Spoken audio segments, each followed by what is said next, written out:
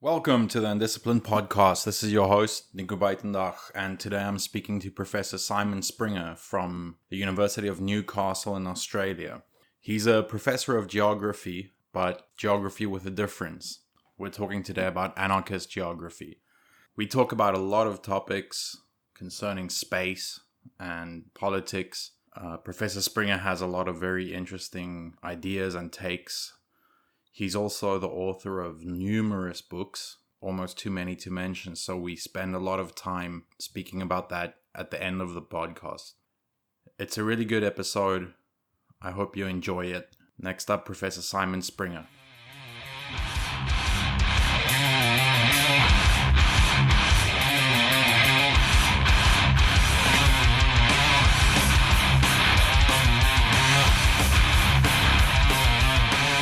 Just to start off with, do you mind just telling me a little bit about your personal or academic background? You're a professor of geography now at the University of Newcastle in Australia. Yeah, I've been here for, I guess, about 9 months now. Coming from the University of Victoria in Canada, which is where I'm originally from. I grew up in BC. I did my undergraduate at the University of Northern British Columbia in geography. I did my MA at Queen's University in Ontario, also in geography, and then I went back to BC for my PhD, again in geography at the University of British Columbia. After that, my first job was at the National University of Singapore, and I was only there for about a year and a half. Took a job at the University of Otago on the South Island of New Zealand. Was there for about a year and a half, and then moved back to Canada to Victoria at the University of Victoria again for I guess it was almost 7 years. And then when this position came open, it was thinking I guess I could spend the rest of my life in BC, but life's meant to be an adventure, so we took the adventurous path and decided to come here. Oh, that's really cool. So you started studying geography from undergraduate level. Yeah. I mean, it wasn't, coming out of high school, it wasn't something that I was all that interested in. I mean, I think I took geography 12 when I was in high school, and it was just, I wasn't a good high school student at all. I wasn't interested. At that time, all I wanted to do was play in a metal band, and it was kind of my parents that wanted me to go to university, and I didn't at first. I went, I think, for a year, and then I dropped out for about 6 years and played in a band, and then, didn't feel like living in a tour van with 3 other guys for the rest of my life, so I decided to go back to school at that point, and I took a variety of classes, like some psychology and history courses, and I came across a social geography course that sounded interesting, and took that, and it was taught from a feminist perspective, and it really opened my eyes and showed me that not only could academia be something that's done with a social justice imperative behind it, but that geography was a key kind of conduit to that kind of academic work and research. And what I was getting out of history and psychology at the time, it wasn't nearly as interesting because it didn't seem as connected to real world events as geography did. So it was feminist geography was really my first, sort of love for geography as a discipline. It opened my eyes and set me on this path. Yeah, so you say you had high school geography 12, so I had even less. I think I only took it up to the 9th grade. Sorry, so that's explaining my ignorance, but for me the image of geography is like still learning capitals and learning weather patterns and learning agricultural patterns. So how at a serious academic level, what is geography generally more about? Because like you said, there are feminist perspectives to it or more political angles to that.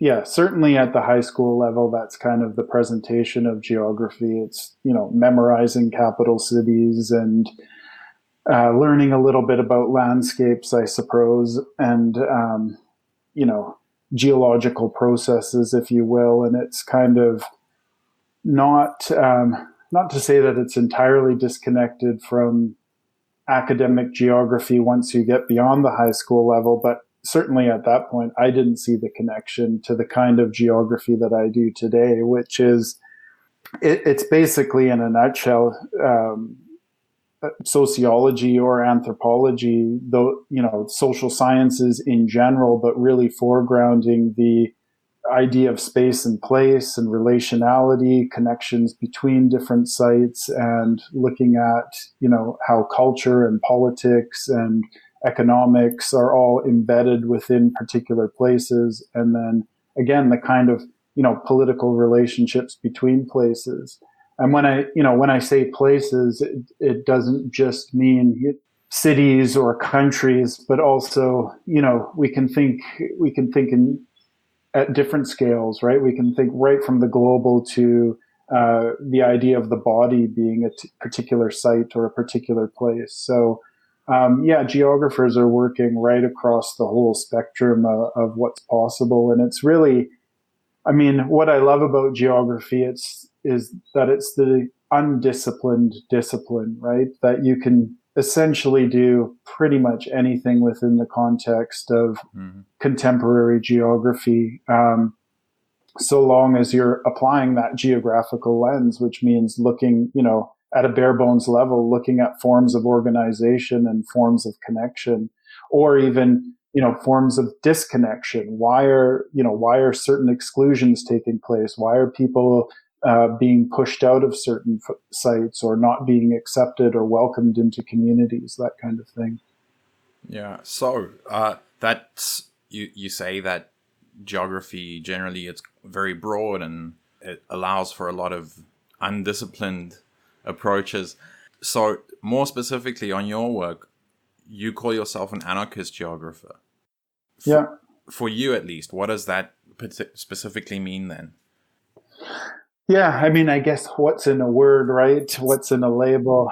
I don't know. To some people, I'm an anarchist geographer. To some people, I'm a Cambodia expert, whatever expert means, right? I always sort of reject that label because I'm no expert. I'm somebody who does research in Cambodia, but Cambodians themselves are obviously the expert. But, these are just the different kind of labels that are thrown around. And in some ways, I want to push back against them and say I'm not anything. Even the name Simon Springer. What is that? Am I? We have this idea in academia that we put our names on our books and our papers, and therefore we are the authors and creators of that knowledge. When in fact, nothing I've ever written hasn't been built upon the work of other people, right? And this is the nature of relationality, is that it's all fundamentally connected. So, yeah, not to be too esoteric about what's in a word, but anarchism means different things to different people. And for me, where the anarchist geography kind of label comes from is it's the lens in which I view the world, right? And influenced by exploring the work of other anarchist geographers in the past and in the present. My particular influence was Peter Kropotkin and Élisée Reclus, and the work that they were doing, essentially a century ago, in a different space, in a different context, a different time, but trying to explore the relevance of those ideas in the contemporary moment, because the overarching larger processes, I think, fundamentally remain the same, if not exacerbated from the time that they were working in. So, yeah, it's really a matter of just questioning hierarchical relations and placing an emphasis on an ethic of care and mutual aid and solidarity and connectivity, rather than the primary way of organizing in our world today, which is along neoliberal lines of every person for themselves and not really giving a crap about those around you, right? So it's fundamentally flipping it on its head, even though, most people assume anarchism to mean particular things like chaos and violence and mayhem and that sort of thing. And it's not about that at all. It's about cooperation and voluntary association and mutual aid. So going to the theoretical and actual practical core of anarchism, if you will, it's, the mainstream media and governments alike want to smear anarchism's good name, if you will, and suggest it's associated with all the problems of the world. I mean, increasingly we see a lot of governments, particularly in light of movements like Antifa, trying to say, it's the anarchists who are responsible for everything, but it's, no, it's the anarchists who are wanting to bring us back together and say, we should all be taking care of each other rather than fighting with each other and discriminating against certain segments of any given population. Yeah, so you mentioned Antifa, and just in my lifetime, of course, like maybe talking about the 90s, I became aware of black blocs and that kind of thing.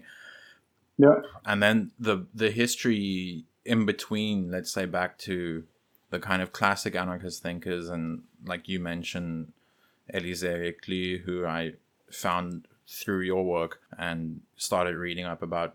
Do you think that there's a resurgence or a revitalization in serious anarchist thought, or is it just that I've been unaware of the constant history, the constant beat? Yeah, I mean, are you asking in terms of geography or academia more broadly? Yeah, well, I'm definitely interested in both, to be honest. Yeah, okay.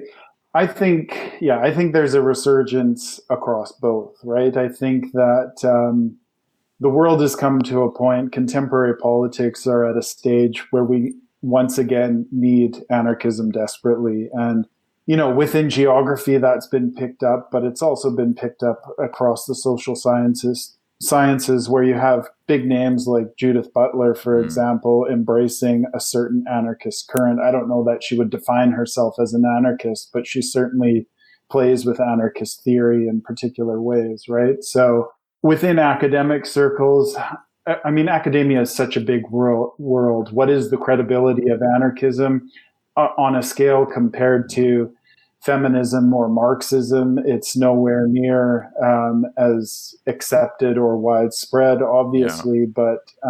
Yeah. But perhaps this is my own view too, because I look for those currents within academia, who's working with anarchist theory. But I've certainly noticed a lot more, and I think, definitely in the time that I've been doing it, it seems like every year there's more and more prospective grad students who are wanting to work with anarchist theory and finding different relevant ways to apply that theory to the kind of work that they're wanting to do. And within geography, I mean, honestly, it's something that, there's a network of us, folks like Ophelia Veron and Richard J. White and Anthony Ince and Federico Ferretti and Marcelo Lopez de Souza. I mean, there's a number of us in different countries all over the world who are really trying to push this agenda within geography as something that's, vitally important to our discipline, right? Because I think for a long time, I mean, I was trained as a political geographer, and basically what political geography has been up to this point, if we set aside Reclus and Kropotkin, who were largely forgotten about for a long, long time, by geographers, they were kind of picked up in the early 1970s very briefly and then dropped very quickly. But, I just think that their work is critically important to what's going on today. And aside from those folks, the bulk of political geography has been focused on a state-centric perspective, right? So anything is sort of fair critique within the realm of political geography, but there's this set of blinders that people have been working with where, you make a critique of the state moderately, but never to the point of saying, okay, the state is fundamentally one of the key problems, right? And it's going back to Kropotkin in particular, who emphasized that you cannot separate the state from capitalism, that those are two interlocking systems.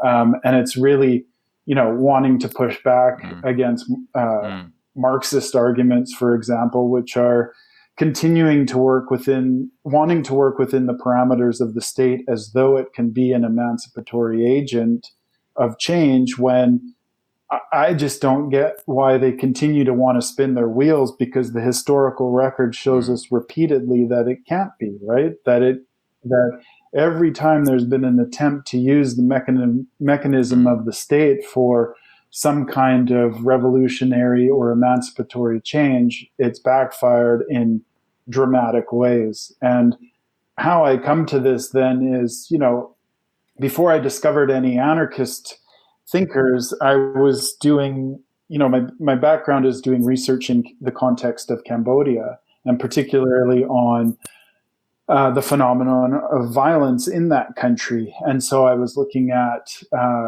everybody knows Cambodia for the Khmer Rouge, and there was a transition in the early 1990s to bring the country, they call it a triple transition, from war to peace, supposedly, from authoritarianism to democracy, and from a command economy to a free market economy. So basically, I've been looking at the trajectory of neoliberalism in Cambodia and the rampant violence that's associated with that. But it's repeatedly the state in that context who is facilitating and, by and large, engaging that violence against its own population.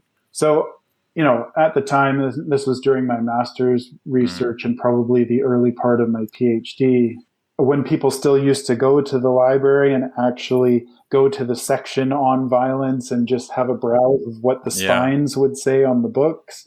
It's not a process we engage that much anymore, but I think it's a beautiful process because the serendipity is there. And what happened for me is, I saw on the spine of a book, I saw Tolstoy, Government is Violence. And I thought that really resonated with what was going on in Cambodia, just the title itself. I thought, Tolstoy, okay, well, I know him as an author of various large novels like War and Peace, but I didn't really know that he was a philosopher. So I got that book out, and it was basically a compilation or collection of his philosophical writing. And, Tolstoy today is called a pacifist anarchist, and he never really, we started this conversation by kind of saying, what's in a word, what's an anarchist? And Tolstoy rejected that label of being an anarchist, but for his own particular reasons, but fundamentally he was working with anarchist theory and deeply inspired by anarchist thinkers. And it was through serendipity of finding that book that, made me discover Kropotkin and Reclus, and enabled me to see, again, the kind of blinders that were being affected within the larger context of political geography at the time, which wasn't making sense for the kind of work that I was doing, where the state was the key actor and the key, agent of culpability, if you will, in terms of the violence that was being expressed in that country. And also, anarchism for me made immediate sense, because while I deeply appreciated Marxist critiques of capitalism, I couldn't parse that with the historical experience in Cambodia of taking on Marxism and having it, explode into a genocide, right? So there was only so much of Marxist theory that I was willing to accept, and anarchism, was expressing similar ideas, but without that reliance on the state and this insistence that the state can be emancipatory. So, yeah, that was kind of my trajectory into it, and my feeling was that this has to go deeper than Cambodia. Of course, Cambodia has its own contextual specificity, but growing up in Canada and thinking through the kind of colonial violence that was meted out both in the past and continues to be affected into the present by the Canadian state, it, made sense in that context too, to think of how an anarchist praxis would influence not only my thought on things, but potentially, if it was taken up, be a potential agent for more radical change. And I'm not somebody who's done, I can't speak for Indigenous peoples, and I haven't done a lot of work on Indigenous geographies by any stretch of the imagination. But what I think is interesting is the resonances then between anarchist theory and some of the Indigenous resistance movements that are arising in Canada. And I don't want anarchism to co-opt and say those are, anarchist movements, because they're their own movements. They have their own identity. But I think that anarchists in general, and anarchist theory and anarchist praxis can be allied to that, that kind of emancipatory movement without co-opting it and claiming it as anarchist. Yeah, like running parallel to it in some way. Yeah. Yeah, and in support and the engaging the necessary humility to allow Indigenous communities to lead themselves, right? To guide, to make their own decisions with their own autonomy and decide for themselves what the trajectory of their future is going to look like. Whereas, I don't see that kind of capability within a Marxist sort of praxis, because it's so fundamentally connected to the idea of a vanguard and of the revolutionary agent of the world being, the worker. And this, in the time that Marx was writing, that made sense. But the world's a lot more messy today than it was back then, right? And I no longer think that the worker is the key agent of revolutionary change. I think that's who is the key agent of revolutionary change. That's very diverse and diffused across space, right? And as a geographer, I'm forced to think in this way, if you will, that we can't universalize the experience of the worker in the late 1800s in Europe for the experience that we're seeing around the world today. Yeah, because there's so many things I want to pick on now, but just on the point of Marxism, also my problem is, what does it mean even to be a worker today? I think that's not as simple as someone who's turning a screw in a factory or beating on a metal bar in a factory. That even work itself has become, much more precarious, much more diverse.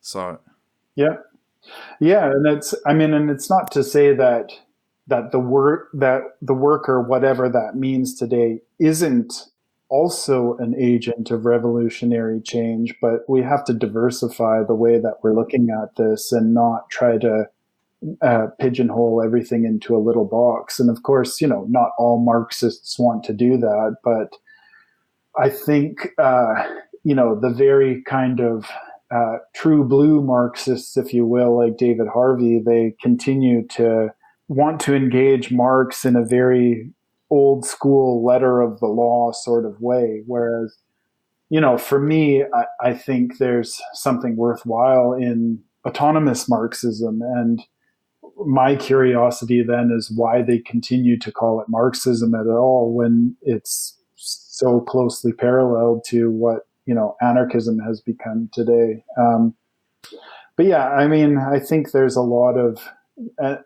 I think this is just, the nature of academia and the way that it's unfolded is there's so much emphasis and weight, one placed on particular ideologies, but also on particular authors, and whether that's Marx or Foucault or whoever it might be. Again, to go back to something I said earlier, like, I put my name on my books, but am I really the author? And the same thing for Marx or Foucault or whoever we're talking about. we lionize these particular individuals when really we shouldn't. We should be thinking of them as, one thinker within a general milieu of ideas that were being explored at the time. And all of their ideas were built upon the ideas of others, and so on and so forth. That there is no flashpoint of genius, if you will, that we're all geniuses or none of us are, kind of thing. And that, I think, goes with an anarchist praxis that, no single person is any better than anyone else. And we're all in this together. So I want to try and bring some of the things that you've already mentioned now. So this might get a bit complicated. I want to try and weave different points together, but we spoke about, a resurgence in anarchist thought. Then also you were saying that you don't understand why people keep coming back to the state, because as you said, it's often just the cause of a lot of the violence. And I think this is just maybe my own pet theory or observation, that one possible explanation for a resurgence of anarchism could be, at least, for me, this has been a big reason why I've turned to it, is because of the threat of the climate crisis. It's something, when I wake up in the morning, I think about the climate. And my field is in international law. So that's very much based on the idea that states can do something about the climate crisis, where it's becoming apparent to me that the whole problem, you're trying to fix a problem with the thing that caused it. And this is where I eventually had to veer away from Marxism, even if we're talking about work and labor, to what extent that is complicit in climate change with the state apparatus itself. So what do you see? You haven't mentioned the climate crisis yet, but maybe all the themes around this so far. So do you have a view on this? No, I think you're exactly right that like so many issues in the world, it's trying to use the very thing that created it to fix it. And certainly that's the case with climate change. I mean, the biggest sort of implications in what's transforming our climate is the reliance on fossil fuels and the kind of agriculture that we're doing. That's, usually large scale monocrops, but also supporting, the production of meat and cutting down forests and using all kinds of resources into that particular mode of feeding ourselves. But yeah, I mean, it's fundamentally the state who props up these industries, right? It supports them in various ways. It subsidizes them. It allows them to manipulate the playing field in ways that, suit their interests, but don't suit the interests of the constituent that they're supposedly responsible for, right? And this is the way. I mean, this is, goes back to what Kropotkin said about capitalism and the state, that it's impossible to tease them apart, that, they developed in concert with each other and they continue to march hand in hand, if you will. And, and I think this is the thing that neoliberals don't get as well. I mean, on the one side, Marxists want to use the state and eradicate capitalism. And on the other side, neoliberals want to use capitalism and eradicate the state in that process. But they don't fundamentally realize that it is the state that continues to prop up the market mechanisms that they so cherish, right? And yeah, I mean, when it comes to climate change, governments we've had enough years and enough science done to suggest there is an overarching problem. But then you have people like Trump saying there's no issue here whatsoever, right? And it's the fundamental problem with the contemporary version of democracy, which to me isn't democracy at all. It's it's electoral authoritarianism, if you will, that you elect a government, and as soon as they're elected, they're no longer responsible to you until they're trying to get themselves elected again. And it's just a system that doesn't work. I mean, in some ways, at least raw authoritarianism is more honest because you know what you're dealing with rather than this huge set of smoke and mirrors around what's actually going on, right? But yeah, I mean, I don't think governments are going to fundamentally change anything. And so long as we have this, global system that's fundamentally interested in maintaining the motivations of profit, we're not going to see any significant changes. What I think about that then is that an anarchist future is nonetheless assured. And it's assured for one of two reasons. Either we're going to transform our systems in such a way that it is, radically democratic in the sense, in the anarchist sense of everybody being responsible for each other and working together and figuring out systems at a local level and using networks of connection rather than hierarchical organization to address these kinds of issues.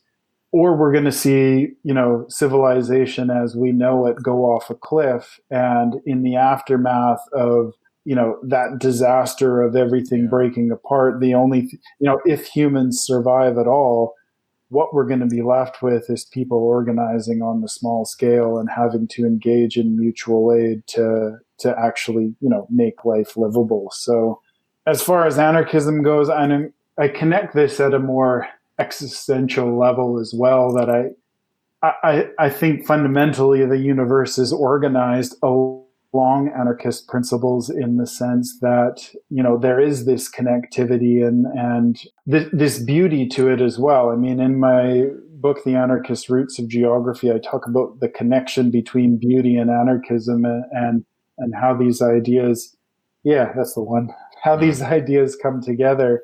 And I mean, I think at a sort of existential level, I think that the universe moves us in that direction, right? If we think of the production of life itself, and Kropotkin laid this all out, it's all reliant on each other, right?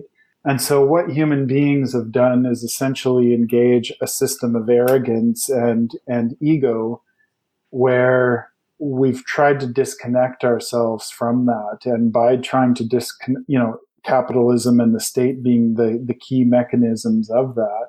But through that kind of disconnection, we've disrupted a system that wants to bring itself back to equilibrium. So if humans are to survive as a species, we need to humble ourselves and realize we need to live within the parameters of the environment and the biosphere, which hosts us and gives us life, and which we are fundamentally connected to, rather than continuing to push this, effectively a Eurocentric idea about the separation of humans from the world, man against nature, if you will, right? That this is, it's one of the most problematic ideas I think that we've ever developed, because it just really, it set us on the path that we're on today, that nature is something to be conquered and submitted to our will. And we are a tiny blip in the larger context, both of the world, but the universe at large. But,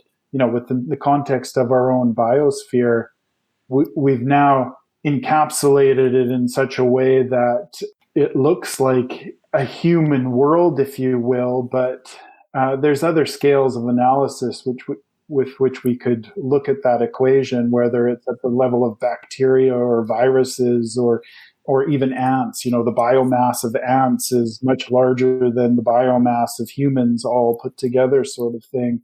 So we are still just a small part of this. And if we don't learn to play nice, I mean, as with any species, the system will correct itself and move us out, right? So we either learn to adapt, and for me, that means adapting by engaging in the anarchist idea of connectivity and mutual aid once more, or we face our own extinction.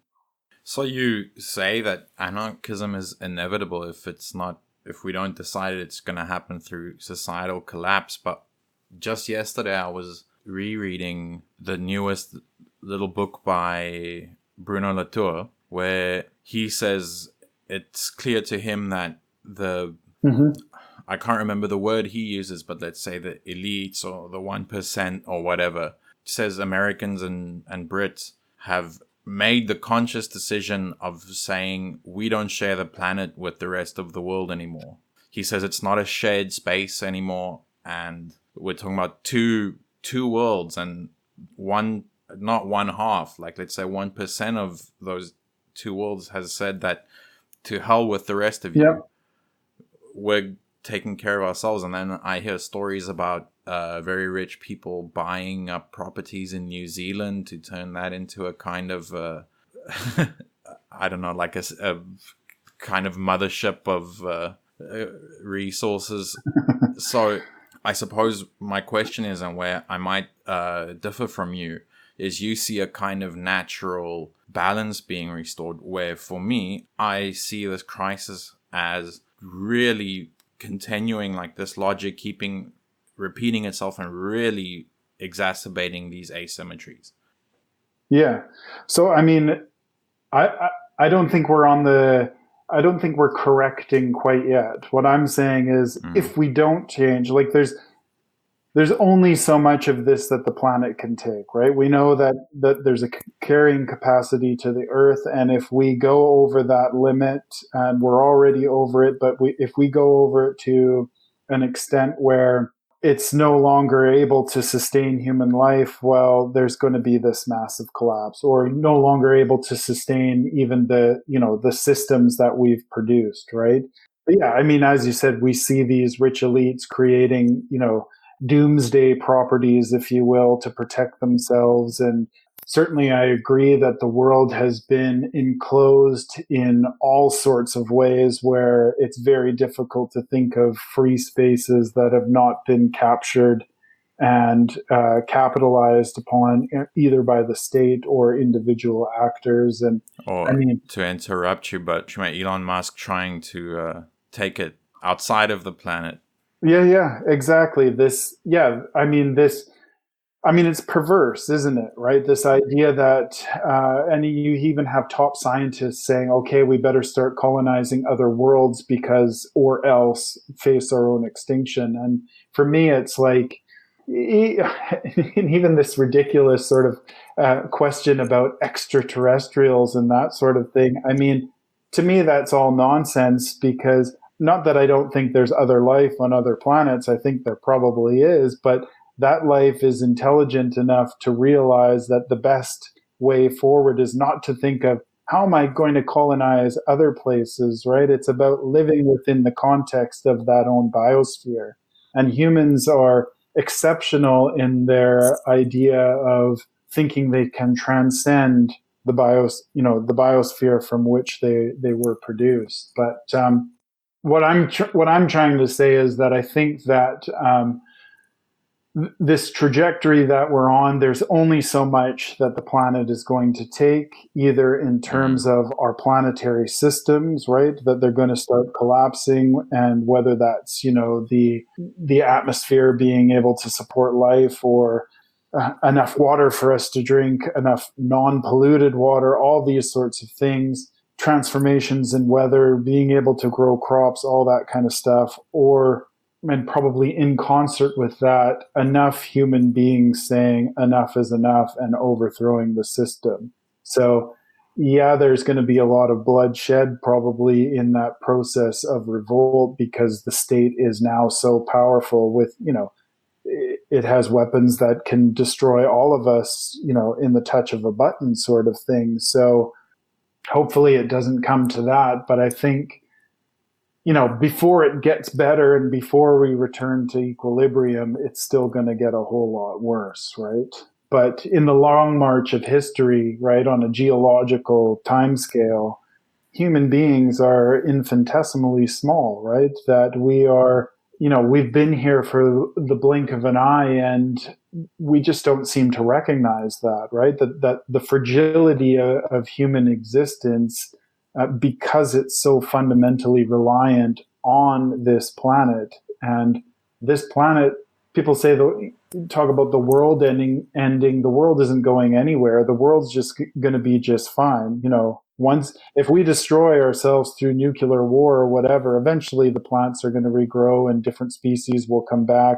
I mean, it's the question that I think anarchism is wanting to ask is, whatever that future might be, do we want human beings to be a part of it? And it's this sort of radical idea that, wouldn't it be nice if humans could exist in such a way where we continue to be part of this planetary landscape for as long as possible? Whereas the capitalist sort of trajectory is, I'm going to gobble up as much as I can in my lifetime, and to hell with everyone else who comes after me, right? So it's this profound intergenerational violence that's being affected as well, that nobody seems to want to talk about either, right? I guess we do a little bit in the context of, if we don't fix our climate, there's going to be nothing for our children, nothing left for our children. And many people are perhaps thinking along those lines, but they're not making the distinct connection to capitalism and consequently the state as well in producing that dire future for our children. So if we get to a point where an anarchist arrangement becomes inevitable, how do you see us moving beyond a kind of, so what's really popular, and you see this in almost every text these days, is Carl Schmitt being mentioned, and the friend-enemy distinction, and that at the end of the day, violence is always going to be the last arbiter. How can we respond to that challenge from, if we're talking about a society of mutual aid or reciprocity? Do you think it's within our nature to overcome the friend-enemy distinction? Yeah, I mean, the question of human nature, that's kind of the big question, if you will, between capitalists and anarchists and Marxists and any different sort of ideological perspective on the world. And I mean, in the past, folks like Kropotkin, they insisted that human nature was fundamentally good and capable of doing good things. And for me, I think in the course of my trajectory through academia, I've been influenced by post-structuralist thought. I mean, I don't agree with Kropotkin in the sense that human nature is fundamentally good, but I don't agree with capitalists in the idea that, quote unquote, human nature is fundamentally bad and we have to take for ourselves and that kind of thing. And I mean, that's the state logic as well in terms of the prison system and punishing people. People are fundamentally bad. For me, it's more... Yeah, and the war of all against all. Yeah, exactly. That the state has to solve, yeah. Yeah, exactly. For me, it's more about potentiality. I mean, humans have the capacity to do good, and they also have the capacity to do evil, whatever those two things mean in any given context. And it's about the choices that we make. But in terms, I don't know how the future is going to unfold, and it's not for me to sort of dictate or decide how people should organize for change. I mean, those things are already happening, right? People are doing it in their own particular ways. But I think the question is as well, if we're going to look at this in terms of capabilities, we're already doing a lot of the things we need to be doing, right? If we think of how we treat our families and our circle of friends, we fundamentally already engage not in systems of capitalism. Like, anytime I wash the dishes or mow the lawn or vice versa, my kids do that or my partner does that or whatever, there's not a money exchange. We do that as a mutual support because it helps our little collective, right? Broaden that out into your circle of friends. I mean, you do all kinds of favors and are willing to help your friends in, whatever capacity you can because you care about them. And so to me, we're already doing these things, and how do we extend that circle of care is kind of the question, right? And there's a lot of folks who are trying to answer that in various ways, right? In creating community childcare co-ops, or carpooling systems, or community gardens, or there's all kinds of cooperative ways that we can engage with each other. Community tool sheds, lots of different things that people are doing at an everyday sort of scale. And I think fundamentally that's where the change is going to come from. Can that be big enough to overthrow this violent system? Probably not that just alone. I think we're going to come to a point of distinct confrontation. And I think you're right that the question of climate change is going to be the thing that pushes us for either this entirely dystopian world where it's a matrix-like scenario that we're all under the heel of, like very much under the heel of a global oppressive regime, or things are going to change, for the better once enough people start to push back. And we've started to see hints of the potentiality of this. I have a lot of problems with the way that the Extinction Rebellion movement has been organized as a sort of vanguard kind of movement, but it nonetheless hints at the potential of radical ideas being globalized, right? This is a movement that didn't exist 2 years ago. If you asked anyone what this movement is, nobody would know, but it's been able to plug in to a certain level of people's consciousness who formerly might not have been radicalized in any capacity, to think about climate change different and to want to do different things. So, next week here in Newcastle, we have a student strike against climate change, for example. And when I was growing up, this wouldn't happen in my school. There was no, organized student strikes or anything like that. So, yeah, Extinction Rebellion, it has its organizational problems and that sort of thing, but it hints at a broader willingness to change, if you will. The same thing with Occupy movement. People talk about that being, unsuccessful. Well, it fired the global imagination in the time that it existed, and it showed us the kind of networking and organizing that could become possible. So these aren't the movements that will obviously, Extinction Rebellion, that story is yet to be completely written. But in terms of the Occupy movement, it wasn't the movement that changed the world in the dramatic sense that people were hoping for, but it was the seed of something new that's coming, right? And that's going to happen on this pathway. We're going to see these seeds sprout up, and they're going to grow a little bit, but each one is going to grow bigger and bigger. And eventually, I think, I have to be optimistic as well because I have 3 children. Like, I'm hopeful that there is a future for us to live into. So I don't want to allow my own thinking to descend into nihilism and suggest that, this is the end times that we're living in, even though there's moments where I slip into that kind of thought, right? That maybe this is the end for humanity, right? Maybe we are seeing our final days, but I want to stay on the side of hope because I have 3 children and I want them to have the experiences that I've had, to live a full and happy life. And, not just selfishly my children, but all children in the world, right? That,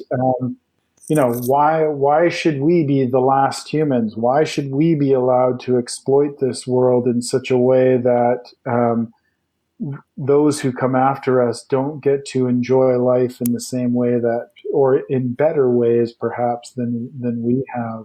So yeah, it's that question of recognizing the intergenerational violence that's going on, and I think the hope is that a lot of young people are, right. If we see children organizing school strikes and that sort of thing, if it's getting to that level of consciousness, we know something's desperately wrong, and we know that, things are necessarily going to have to shift.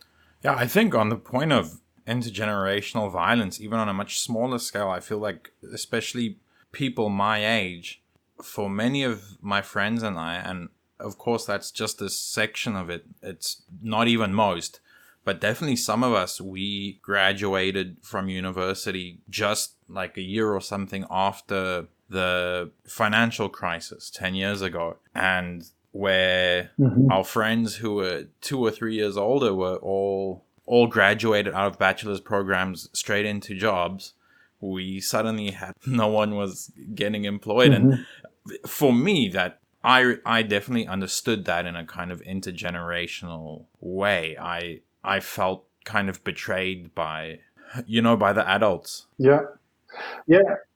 Yeah, I think, the baby boomer generation is the generation where we can identify, the world was their oyster, right? You didn't need to go to university. You came out of high school and there were multiple jobs that you could have. And the kind of discourse that's being produced about millennials today and how, they're not hardworking and this sort of thing. I mean, it's completely apples and oranges in terms of where the world economy is today and the potential for young people to actually make a life for themselves. And what I think what's the good that's come out of that is that people are no longer thinking that a good life means a big house and two cars and maybe a cabin at the lake or some, it's not as materialistic as it was in the past, right? People are thinking along different terms and encouraging people to think about life more as connection to others rather than what you can accumulate for yourself. So there's, one positive that's come out of it, but then, yeah, nonetheless, there's a lot of bile that's being spewed towards young people today as though it's their fault without reflecting and recognizing that the world that young people inherited was not of their creation. It was created by the generations that came before them. And yeah, I think that it's been said many times before, but youth will be the key agent of change in the future that we're going to see. And it's a matter of keeping those radical politics. If young people can be radicalized at that point in their life, keeping that capacity for radicalism throughout the course of their life. And, of course, we saw the counterculture movement in the 1960s among the baby boomers, right, where they were the hippie generation. They were the ones who were going to change the world, but then they all became, highly consumeristic, to an extent not seen yet in human history, right? And the question of today is, it's that old guard that's accumulated most of everything. So the young people who are being radicalized today, the new hippies, if you will, they're not going to have the opportunity to fall back on consumerism in the same way that the baby boomer generation did. So I think that radicalism is going to stick with them through their whole lives. And, maybe this is then the generation where real change is going to take place. Yeah, thanks. I have many, many more questions, but it feels like that's a really good, like a good full stop at the end of the sentence. But I know you have a new book coming out. I think you have several new books coming out. Yeah, there's a few in the works. I mean, the one I just announced yesterday, PM Press is doing a book version of Fuck Neoliberalism, and the subtitle is Translating Resistance. So the idea was it's been translated into, I think it's 21 languages. It's over 20 languages that it's been translated into, by various academics and activists around the world who saw the resonance of that essay within their own context. So basically, it's a compilation of those translated essays and some reflections from the translators themselves as to how and why this pushback against neoliberalism is relevant in their own context. And then there's I've written a new introduction as well, just kind of reflecting on what happened with that essay went viral a couple of years ago, and it was all kind of an interesting case of questions about academic freedom. Yeah, so it's a compilation of those essays. The other books that I've got coming out, currently working on, it was meant to be 4 books on anarchist political ecology, but we've kind of reduced it to 3. 2 of them are ready to go. The 3rd volume, we're still putting the finishing touches on. And then we've been talking with a publisher about that, but we haven't signed, any kind of agreements as of yet. So I was hoping that project would already be finalized, but it's been moving a little bit slower, but it's still... The thing is, I'm in the final phases of handing in my thesis, Yeah. and I saw those books, and I really want to read them before I have to hand in, especially just from the title. I'm guessing, I think it was volume 3, about specifically the state. Energies beyond the state, yeah. Yeah, so I mean, I think I'm not going to be able to read them in time, but... Yeah, I mean, the publication schedule is so slow. I mean, the book I just announced, I was able to announce it today because it's up on PM Press's website, but it's not being released till June of next year. So, these anarchist political ecology books, I imagine the earliest they're going to see the light of day now in their final form is 2021, just because, the publication schedule of any given publisher is, they need a lot of lead time to not only print the book and get it ready, but to do whatever marketing they're going to do and promotion and that sort of thing. So I think we're looking at a 2021 release for those. The other project I'm working on is vegan geographies. There's 2 volumes of those. Again, probably 2021, they'll see the light of day. Those books, I mean, it's trying to come at veganism from a very non-consumerist, non-lifestyle veganism perspective, right? It's really trying to inject that radical current back into veganism, that it shouldn't just be about, oh, hey, McDonald's is making a vegan burger now, that's wonderful sort of thing. It's like, no, fuck McDonald's. We should be thinking about veganism in, along an anarchist sort of lines, if you will. And then the other project that I've got in the works is with Federico Ferretti, Richard White, and Marcelo Lopez de Souza, Insurgent Geographies, which is another, exploration of anarchist geographies and trying to, cover the full breadth. I mean, for example, Federico works from a very kind of historical perspective, whereas for myself, I think more about, the current issues that are going on, and it's trying to give a full breadth sort of look at, what anarchist geographies and insurgent geographies are all about. And that one's meant, we're kind of pitching it at a level where it's, we think it'll be still valuable to folks who are deeply engaged in that literature, but it's kind of like almost like an introduction. If you don't know anything about anarchist geographies or anarchist theory, here's a way to get your feet wet.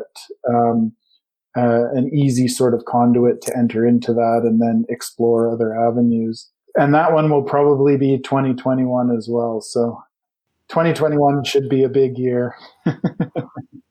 Hopefully we can talk again in 2021. Yeah. And also I have to compliment you on the artwork for your various books, and especially the Anarchist Political Ecology series.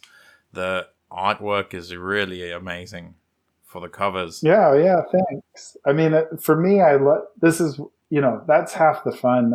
If it's got a really standout, awesome piece of artwork on the front of it, people are going to want to read that book and want to, have it in their hands and experience it. So the guy that did the Anarchist Political Ecology, his name is Timur, and he lives in Russia, and I don't think his work was really that widely known. He's done a few metal covers for metal bands, but certainly he's never done like an academic book or anything. But I'm kind of hoping that, with these books, that people will recognize his art and ask him to do more projects, right? Because I love putting great artwork. I mean, that's kind of my my whole approach moving forward. Any book I publish in the future, I don't want to publish it unless it's got some great artwork on the cover. So Yeah, yeah, that's awesome. Yeah, so I don't want to take up any more of your time. So, yeah, and hopefully we'll talk soon. yeah, thank you very much. Awesome. Okay, thanks again.